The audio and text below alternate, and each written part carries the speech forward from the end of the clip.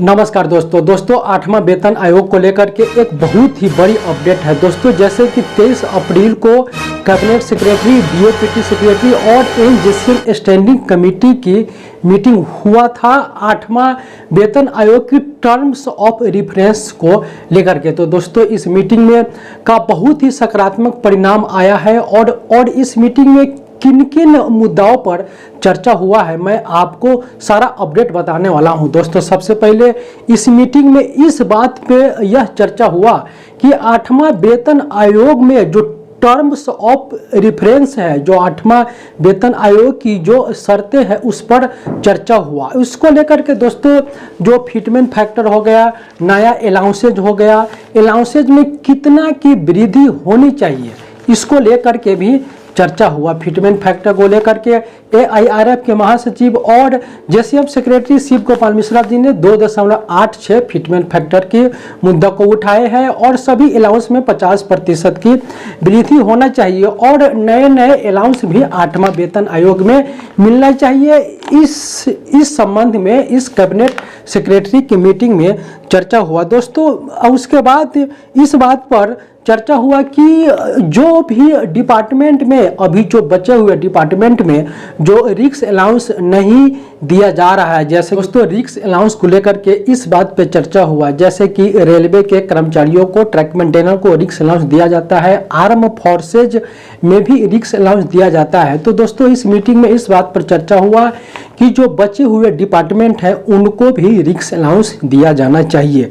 इसके अलावा दोस्तों जो 18 महीना का डीए एरियर जो फ्रीज कर दिया गया था, इनको लेकर के जो कर्मचारी 18 महीना की डीओ को लेकर के जो अभी तक कर्मचारी भूल चुके थे कि 18 महीना का डीए एरियर मिलेगा या नहीं मिलेगा, तो दोस्तों एनजेसीएम सेक्रेटरी शिव गोपाल मिश्रा जी 18 महीना की डीए एरियर की मुद्दा भी इस जेसीएम स्टैंडिंग कमेटी में उठाए हैं दोस्तों। उन्होंने शिव गोपाल मिश्रा जी ने बताए हैं कि जो 18 महीना का डीए एरियर जो रोका गया था वह तत्काल प्रभाव से दिया जाए। उन्होंने बताया है कि जो रिटायर जो कर्मचारी हो चुके हैं उनको जल्द से जल्द तत्काल प्रभाव से 18 महीने का डीए एरियर दिया जाए और जो वर्किंग कर्मचारी हैं उनको किस्त में 18 महीने का डीए का भुगतान किया जाए, या अगर ऐसा नहीं है तो उनके पीएफ अकाउंट में 18 महीना के डीए एरियर का जितना पैसा होता है उनके पीएफ अकाउंट में डाल देना चाहिए। तो दोस्तों यह एक बहुत ही बड़ी खुशखबरी है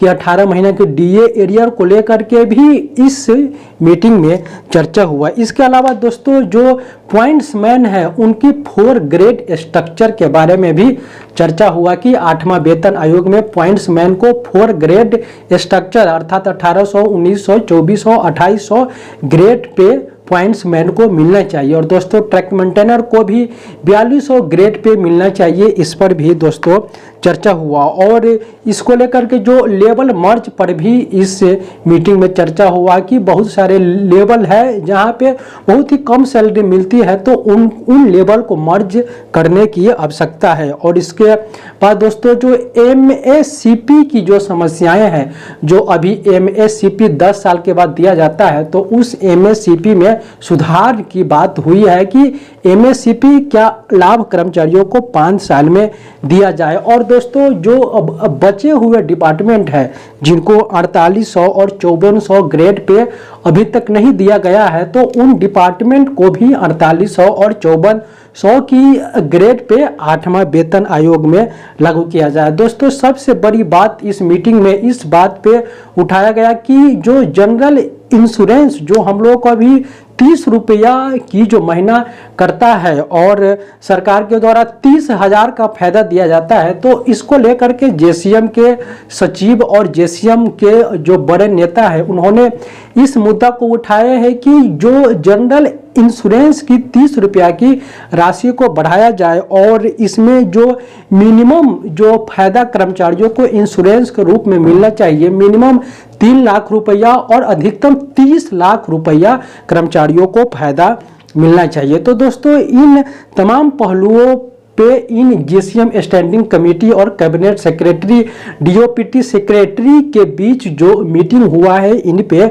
चर्चा हुआ। दोस्तों विशेषकर इस बात पे ध्यान दिया गया कि 8वां वेतन आयोग के अध्यक्षों और सदस्यों की नियुक्ति सरकार के द्वारा जल्द से जल्द होना चाहिए। तो दोस्तों यह बात बताया गया कि एक हफ्ता के अंदर में 8वां वेतन आयोग के अध्यक्ष और सदस्यों की नियुक्ति कर ली जाएगी। और दोस्तों जो 2 महीना पहले जो एनजेसीएम ने जो अपना टर्म्स ऑफ रेफरेंसेज जो अपना प्रस्ताव 8वां वेतन आयोग को लेकर के सरकार को सौंपा था उस पे भी इस मीटिंग में कार्रवाई होना चाहिए, बात को उठाया गया। दोस्तों और भी बहुत सारी मुद्दा को उठाया गया। आने वाले समय में 8वां वेतन आयोग का जब अध्यक्ष और सचिव की जब गठन होगा, जब वेतन आयोग का गठन हो जाएगा, तो जो भी 8वां वेतन आयोग की टर्म्स ऑफ रेफरेंसेस की जो मांगे हैं उन सभी मांगों पे विस्तार पे चर्चा होगा और कर्मचारियों को 8वां वेतन आयोग का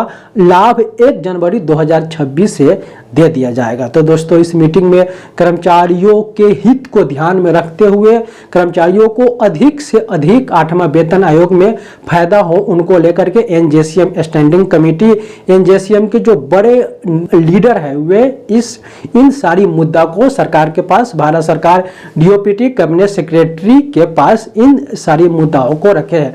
उम्मीद है दोस्तों आने वाले समय में जल्द ही पे कमीशन का गठन का ऐलान सरकार के द्वारा किया जाएगा और जो भी 8वां वेतन आयोग को लेकर के जो भी यूनियन के लीडर की मांगे हैं उस पर संज्ञान लिया जाएगा और उन मांगों को पूरी की जाएगी। खासकर जो फिटमेंट फैक्टर पर जो बहुत ही संशय बरकरार है कि कितना फिटमेंट फैक्टर मिलने वाला है। इस मीटिंग में दोस्तों जो जेसीएम के लीडर है, जो बड़े बड़े नेता है, सभी एकजुट हुए हैं कि 2.86 फिटमेंट फैक्टर सरकार को देना चाहिए। तो दोस्तों यह बहुत ही बड़ी अपडेट था। आने वाले समय में सभी केंद्रीय कर्मचारियों को बहुत ही बड़ी खुशखबरी मिल सकती है। तो दोस्तों इस वीडियो में इतना ही।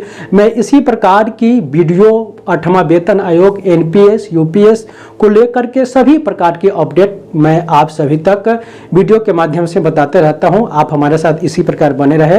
दोस्तों बहुत बहुत धन्यवाद। जय हिंद, जय भारत। शिव गोपाल मिश्रा जी ने बताया है कि जो 18 महीना का डीए एरियर जो रोका गया था वह तत्काल प्रभाव से दिया जाए। उन्होंने बताया है कि जो रिटायर जो कर्मचारी हो चुके हैं उनको जल्द से जल्द तत्काल प्रभाव से 18 महीने का डीए एरियर दिया जाए और जो वर्किंग कर्मचारी हैं उनको किस्त में 18 महीने का डीए का भुगतान किया जाए। या और दोस्तों ट्रक मेंटेनर को भी 4200 ग्रेड पे मिलना चाहिए, इस पर भी दोस्तों चर्चा हुआ। और इसको लेकर के जो लेवल मर्ज पर भी इस मीटिंग में चर्चा हुआ कि बहुत सारे लेवल है जहां पे बहुत ही कम सैलरी मिलती है, तो उन लेवल को मर्ज करने की आवश्यकता है। और इसके बाद दोस्तों जो एमएससीपी की जो समस्याएं हैं, जो अभी एमएससीपी 10 साल के बाद दिया जाता है, तो उस एमएससीपी में सुधार की बात हुई है कि एमएससीपी क्या लाभ कर्मचारियों को 5 साल में दिया जाए। और दोस्तों जो बचे हुए डिपार्टमेंट है जिनको 4800 और 5400 ग्रेड पे अभी तक नहीं दिया गया है, तो उन डिपार्टमेंट को भी 4800 और 5400 की ग्रेड पे 8वां वेतन आयोग में लागू किया